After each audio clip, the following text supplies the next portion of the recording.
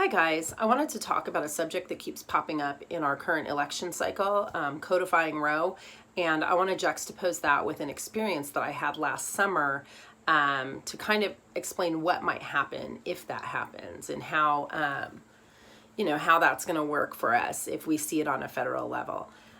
So what codifying Roe means is removing the choice for women's reproductive rights, quote unquote, away from the Supreme Court for the foreseeable future and creating federal legislation which will assure that women in every state have access to abortion. And so they just want it to be, they want to bypass your state laws. They want to bypass, everything the Supreme Court is deciding and just make a law. And that's it. The states will then have to fight it up, against it on a state's right versus federal right. But it's going to take a long time. And in the interim, what they're not talking about is that particularly Kamala Harris has stated publicly that part of her plan to codify Roe is that she is going to require that it's written in the bills is that the states will have to present any law that they're going to pass that's going to limit a woman's right to have an abortion. They're going to have to present it to the federal government, I guess I would assume the Justice Department, to make sure that that state law falls in line with the federal law. The same way that the federal government successfully used voting laws or voting protections to assure that Black people had the right to vote or were given their rights to vote in southern states. And it was used to great success there. A state that was known to have enacted serious Jim Crow laws was required to submit any kind of voting laws to the federal government to make sure, and the federal government was charged with protecting people's voting rights, which is a benefit. Things were really awful, and people were, being presented with poll taxes and things like that. So, but what they're trying to do is create this kind of situation for abortion. So if a state wants to pass what we consider a trap law, anything that, what we're seeing right now, the laws that are coming forth with clinics required to be reporting to health departments in certain ways, with doctors having admitting privileges, anything, before a law like that was passed in any state by the state legislature, it would have to be presented to the federal government for them to decide whether or not a state can create that law. So that's what their plan is. And I don't know if everybody understands that particular point at all. So it's not going to be like the federal government decides that you're going to be able to have abortions and then the states are going to fight it. And it's going to be like, well, the state's just going to keep passing laws the way that they do now with the Supreme Court. They may not even be able to pass the laws. So that's the first part of it. The second part of it is whether or not we codify Roe at some point in the future, we're going to have to reckon with it. And I've said this before as far as overturning Roe. It sounds like it's awesome on our side, but that can send decisions back to the states that we actually don't want sent back to the states. I'll put a link about an article that I wrote about that last year. So it might be slightly out of date, but you'll get the idea. So there's that. So we also need to understand when they're talking about codifying Roe, we always hear about Roe, but what a lot of people don't realize was that there was another decision made at the same time as Roe within a couple days. And the two pieces, the two court decisions are meant to be read together. It's very explicitly stated. It's Roe versus Wade and Doe versus Bolton. Roe versus Wade allowed abortion in any state that said that states could not inhibit abortion beyond a reasonable expectations. I can't remember the exact words right now. Under viability. Once a child hit viability, the state was allowed to do pretty much whatever they wanted in terms of abortion as long as a woman's life wasn't in danger. Doe created a situation where a woman could seek an abortion for almost any reason. And people will argue about this, but it really did. Because if you look at the language, it talks about financial reasons being health, just so many social situations and things like that. So when people are talking, presidential candidates particularly, are talking about codifying Roe, what they're saying is they want to open up the states for abortion essentially on demand all 9 months of pregnancy. And I know you keep seeing people say, well, nobody's doing that. That's not true, because we've seen multiple stories coming out of the news agencies that are pro-abortion about women having to cross state lines, and many of them are for healthy babies. This is not for babies who are sick. I'll try to link some of those under here. But I don't even want to go to that whole end of pregnancy issue. I just want to talk about post-viability. So that's where my story, or my anecdotal information comes into the situation.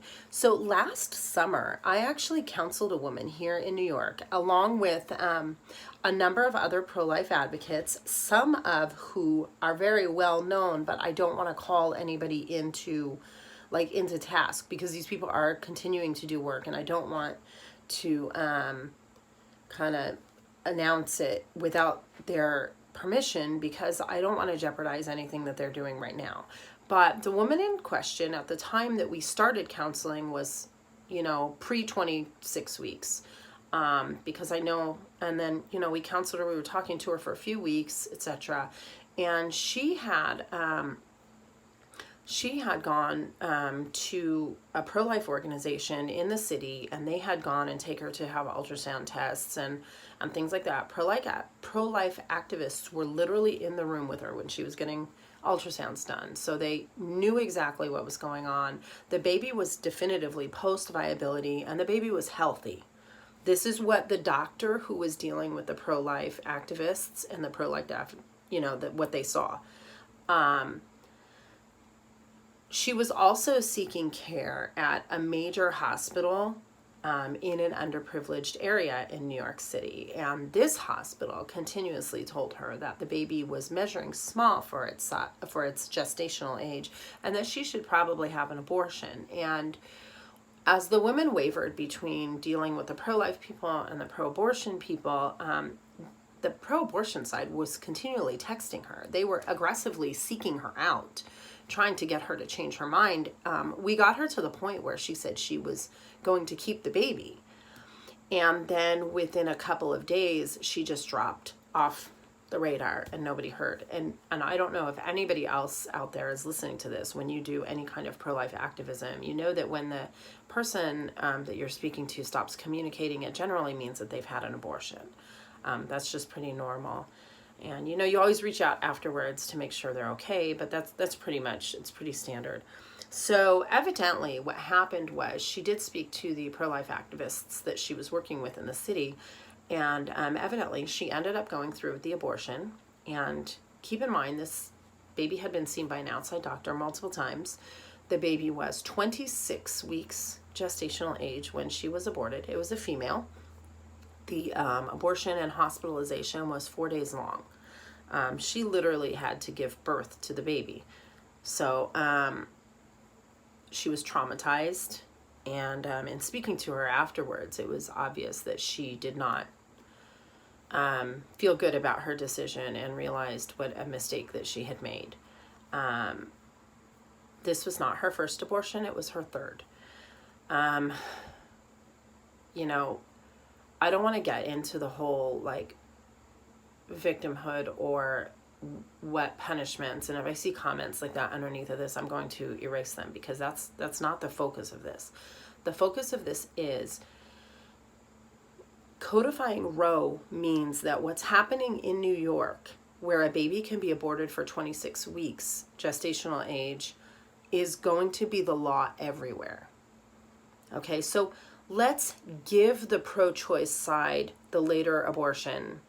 Fine, people aren't aborting babies at 38 weeks. I will concede that. I will totally concede that. I think it's happening, but statistically, it's very slight. So I'll give you that, guys. But what is happening is people are aborting babies that are post-viability and that are healthy. Babies who could live outside of their mom's bodies.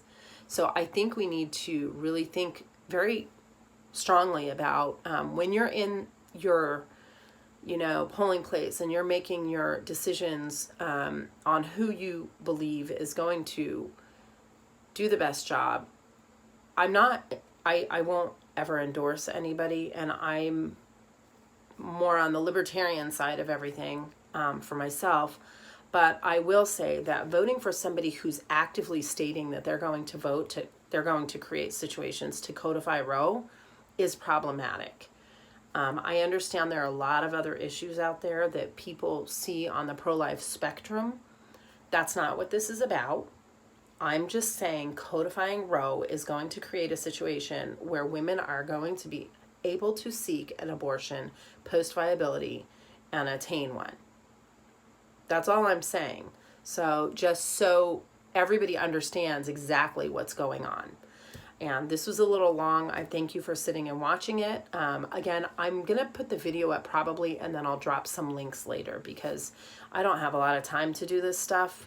And I've already taken 10 minutes and, you know, I'm going to have to come back to that. But just contemplate that as you're making your decision. Okay? And thanks. And I hope you have a great rest of the day. And I will see you soon.